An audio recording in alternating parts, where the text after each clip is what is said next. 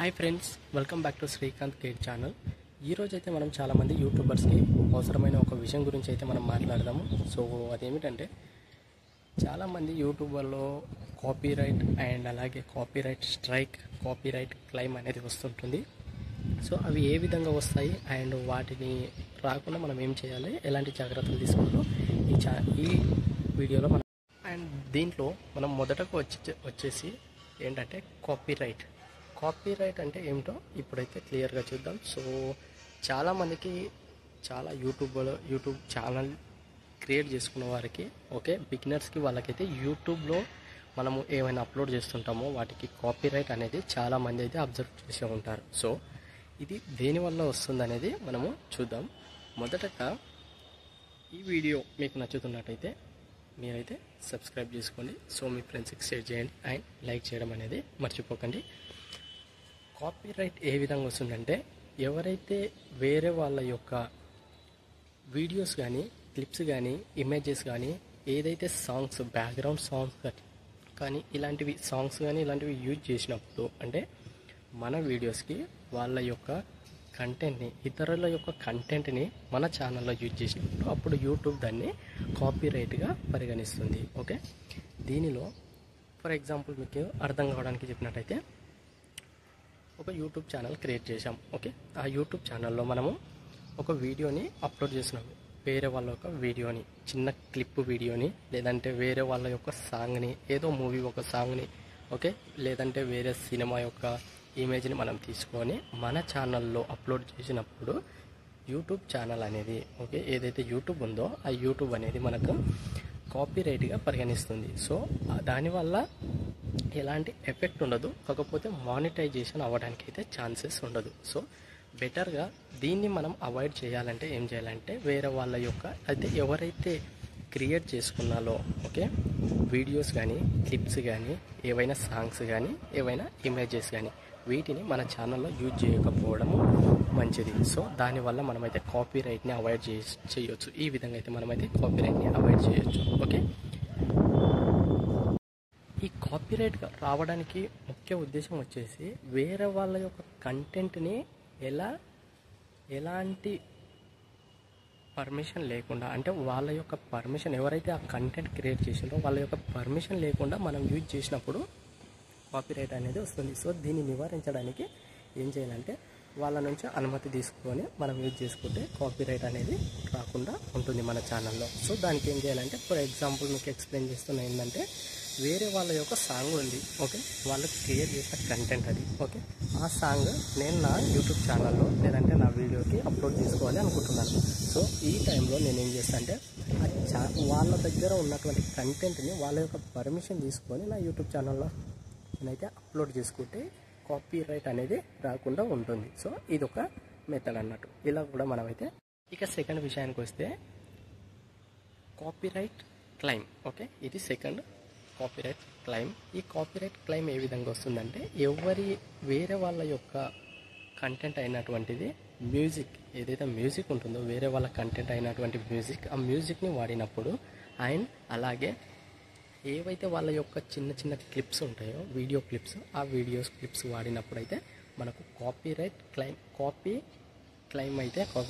అయితే వస్తుంది.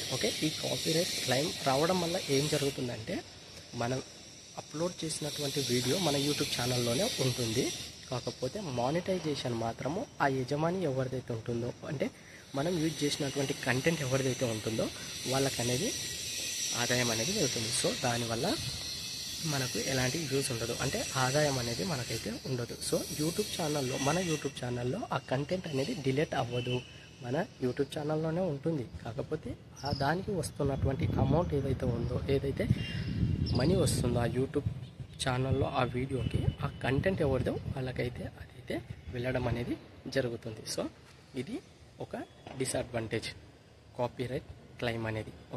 సో దీనికి మేజర్గా అవాయిడ్ చేయాల్సింది ఏంది, వేరే వాళ్ళ కంటెంట్ని మనము యూజ్ చేయొద్దు. ఒకవేళ యూజ్ చేస్తే వాళ్ళ యొక్క మానిటైజేషన్, మనకు వచ్చిస్తున్నటువంటి మానిటైజేషన్ అనేది వాళ్ళకైతే వెళ్ళిపోతుంది.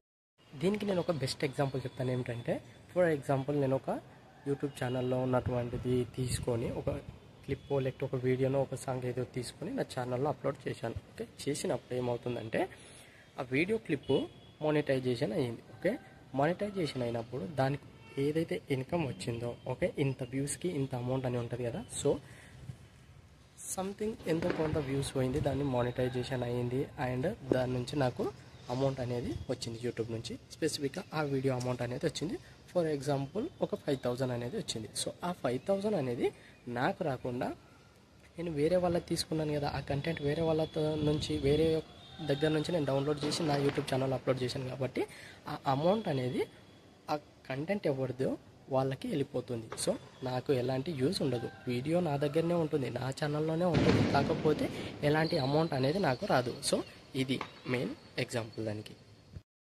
అండ్ థర్డ్ వన్ వచ్చేసి కాపీరైట్ స్ట్రైక్. ఓకే, ఈ కాపీరైట్ స్ట్రైక్ అనేది చాలా తప్పు. ఓకే, ఇది చాలా వైలెన్స్. ఎందుకంటే ఈ కాపీరైట్ స్ట్రైక్ అనేది చాలా డేంజరస్గా ఉంటుంది. ఎలా అంటే దీనివల్ల మనకైతే యూట్యూబ్ ఛానలే పూర్తిగా క్లోజ్ అయిపోయే అవకాశాలు అయితే ఉన్నాయి. సో ఈ కాపీరైట్ స్ట్రైక్ ఏ విధంగా వస్తుందంటే వేరే వాళ్ళ కంటెంట్ అయినటువంటి వీడియోస్ కానీ, ఓకే, కంప్లీట్ వీడియోని మనం తీసుకొని మన యూట్యూబ్ ఛానల్లో మనం అప్లోడ్ చేసినప్పుడు దాన్ని యూట్యూబ్ ఛానల్ కాపీరైట్ స్ట్రైక్గా పరిగణిస్తుంది. ఓకే, అయితే దీనివల్ల డిసడ్వాంటేజెస్ ఏంటంటే ఫస్ట్ కాపీరైట్ స్ట్రైక్ వస్తుంది. కంప్లీట్గా 3 కాపీరైట్ స్ట్రైక్స్ వస్తాయి. ఒక కాపీరైట్ స్ట్రైక్ ఎప్పుడు వస్తుందంటే మనము వాళ్ళ యొక్క కంప్లీట్ కంటెంట్ని యూజ్ చేసినప్పుడు కాపీరైట్ స్ట్రైక్ వస్తుంది. ఒక కాపీరైట్ స్ట్రైక్ వచ్చినప్పుడు యూట్యూబ్ ఛానల్లో ఆ వీడియో అనేది యూట్యూబ్ ఛానల్ డిలీట్ చేస్తుంది. ఓకే, అండ్ 3 కాపీరైట్ స్ట్రైక్స్ వచ్చినప్పుడు మన యూట్యూబ్ ఛానల్లో 3 వీడియోస్కి కాపీరైట్ స్ట్రైక్ వచ్చినప్పుడు కంప్లీట్గా మన యూట్యూబ్ ఛానల్ అయితే టర్మినేట్ అవ్వడానికి అయితే ఛాన్సెస్ ఉంది, లేదు టర్మినేట్ అయిపోతుంది. డెఫినెట్గా మన యూట్యూబ్ ఛానల్ అనేది క్లోజ్ అయిపోతుంది. సో ఇలాంటివి అవాయిడ్ చేయడం చాలా అవసరం. ఇప్పుడు అర్థమైంది కదా కాపీరైట్ అంటే ఏమిటి, కాపీరైట్ క్లెయిమ్ అంటే ఏమిటి అండ్ కాపీరైట్ స్ట్రైక్ అంటే ఏమిటో ఇప్పుడు క్లియర్గా అయితే తెలుసుకున్నాం కదా. సో ఈ మూడింటిని మనము రాకుండా వీటన్నిటి మనం అవాయిడ్ చేయడానికి ఒకే ఒకటి ఏంటంటే మనము మన సొంతంగా మన క్రియేట్ అనేది చేసుకోవాలి. మన కంటెంట్ని అంటే వీడియోస్ని కానీ వాయిస్ని కానీ, ఓకే, ఎలాంటి క్లిప్స్ అయినా మ్యూజిక్ని అయినా మనమే ఓన్గా క్రియేట్ చేసుకొని మన యూట్యూబ్ ఛానల్లో యూజ్ చేసినట్టయితే ఎలాంటి కాపీరైట్ కానీ, కాపీరైట్ క్లెయిమ్ కానీ అండ్ కాపీరైట్ స్ట్రైక్ కానీ రావడానికి వీల్లేదు. సో దీని ద్వారా మనమైతే ఒకటి అవాయిడ్ చేయవచ్చు. దీన్ని